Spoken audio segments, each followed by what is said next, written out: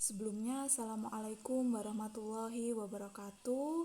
Selamat pagi untuk anak-anakku semuanya. Semoga senantiasa dalam keadaan sehat walafiat tanpa suatu kekurangan apapun ya.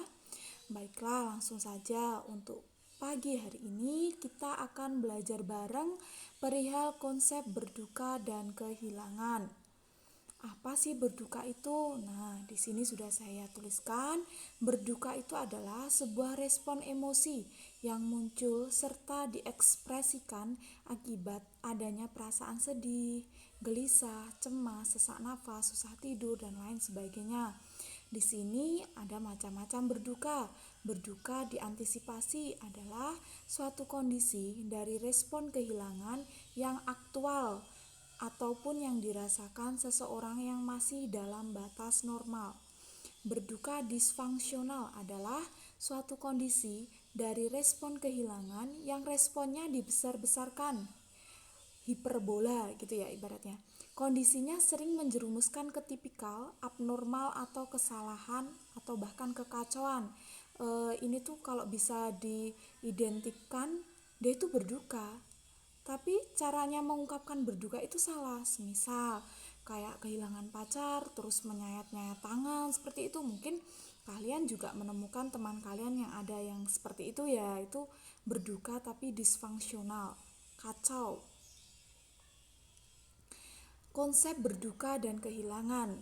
Menurut teori Kubler-Ross, ini ada beberapa tahap. Yang pertama denial, ada anger, ada bargaining, ada depression, ada acceptance. Nah, denial di sini atau penyangkalan yaitu di mana seorang individu bertindak seperti seolah tidak terjadi apa-apa dan dapat menolak untuk mempercayai bahwa telah terjadi kehilangan. Jadi enggak kok, aku enggak kehilangan kok. Dia tuh seperti masih menguatkan diri sendiri, menyangkal, seperti tidak percaya, seperti itu ya. Kemarahan, anger, di mana seorang individu lebih sensitif sehingga mudah sekali tersinggung dan marah akibat merasa berduka. Berduka semisal kehilangan orang yang disayang, terus dideketin, dianya malah marah. Berarti untuk coping dari berdukanya itu masih dalam fase yang anger atau marah. Selanjutnya bargaining atau penawaran, di mana seseorang individu berusaha untuk membuat perjanjian dengan cara yang halus atau jelas untuk mencegah kehilangan. Misal dia kehilangan, enggak kok, aku enggak kehilangan kok. Andaikan aku tidak seperti ini, aku tidak akan terjadi kecelakaan. Nah, seperti itu kayak membuat suatu penawaran ke dalam diri sendiri. Semisal aku nggak seperti ini, semisal aku nggak gini, semisal aku nggak berangkat, semisal. Nah, seperti itu ya.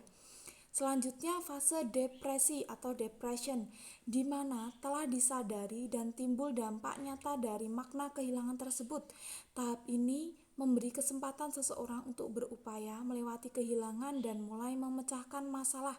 Di sini sudah mulai rasional ya, sudah mulai bisa berpikir secara rasional, secara clear, secara bersih, dan tidak diungkapkan lagi secara emosional. Setelah itu penerimaan atau acceptance, sebuah tahap reaksi fisiologi menurun dan interaksi sosial berlanjut, serta mampu menghadapi kenyataan daripada berputus asa. Jadi fase di sini udah nerima ya. Kalau semisal kehilangan ya udah nggak apa-apa seperti itu. Seperti menguatkan diri sendiri. Yang selanjutnya kehilangan. Apa sih kehilangan itu? Nah, suatu keadaan individu berpisah dengan sesuatu yang sebelumnya ada menjadi tidak ada, baik sebagian atau seluruhnya. Faktor-faktor yang mempengaruhi reaksi kehilangan tergantung dari makna dari kehilangan, kondisi sosial budaya, kepercayaan atau spiritual, status sosioekonomi, serta keadaan fisik, psikologi individu, dan lain sebagainya.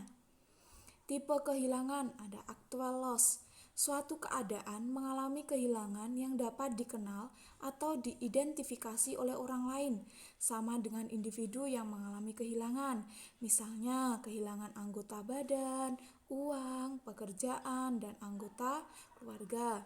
Perceived loss atau secara psikologis, Suatu keadaan mengalami kehilangan yang dirasakan oleh individu bersangkutan, namun tidak dapat dirasakan atau dilihat orang lain. Misalnya kehilangan masa remaja atau lingkungan yang berharga. Semisal orang tua kalian adalah seorang TNI.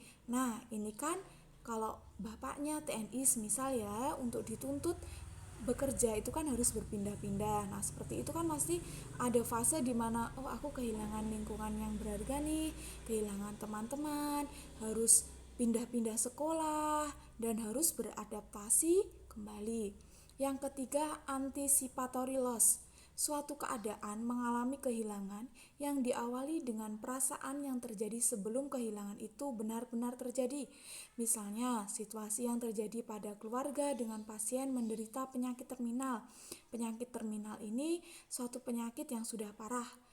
Di sini saya ibaratkan mendekati kematian, itu sudah parah. Misal ada pasien dengan gagal ginjal kronik seperti itu kan kemungkinan sedikit sekali untuk bisa disembuhkan. Jenis-jenis kehilangan. Nah, di sini ada kehilangan seorang yang dicintai, kehilangan yang ada pada diri sendiri, dan kehilangan objek eksternal. Kehilangan orang yang dicintai, semisalnya ada pasangan suami istri, terus kemudian istrinya meninggal dulu atau suaminya meninggal dulu. Nah, untuk masalah anak muda seperti kalian, mungkin kehilangan seorang yang dicintai, kehilangan pacar, seperti itu. Mau gak mau kan kalian juga galau kan, juga berduka. Nah, kalian juga bisa merasakan, oh tadi aku udah di fase apa ya, fase anger atau fase mana ya. Yang bisa menilai itu diri kalian sendiri. Kehilangan yang ada pada diri sendiri, semisalnya kehilangan pendengaran, ingatan, usia muda, atau fungsi tubuh. Kehilangan objek eksternal, misalkan kehilangan duit, kehilangan pekerjaan, di PHK, seperti itu. Kehilangan perhiasan, mungkin hal sepele untuk anak-anak yang usia sekolah itu kehilangan pulpen, itu pun juga termasuk dari jenis-jenis kehilangan loh ya, yang tanpa kalian sadari, oh iya ya, aku kemarin kehilangan pulpen.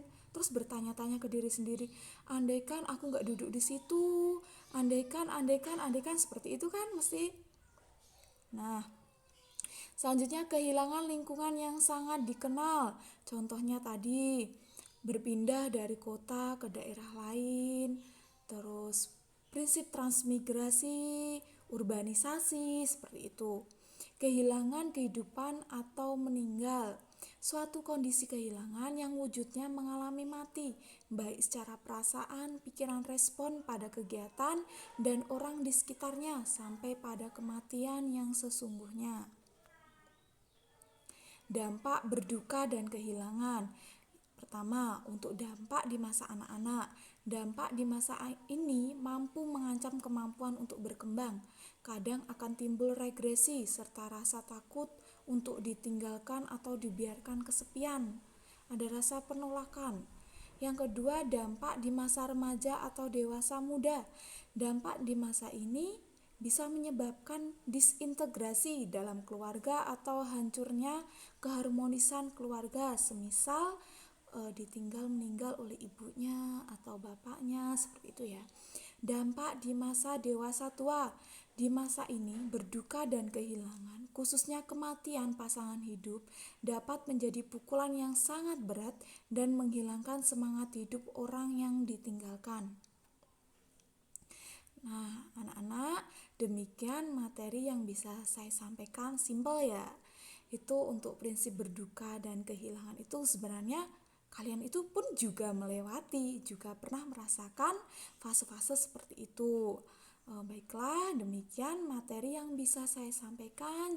Jika ada kurang dan lebihnya, saya mohon maaf yang sebesar-besarnya.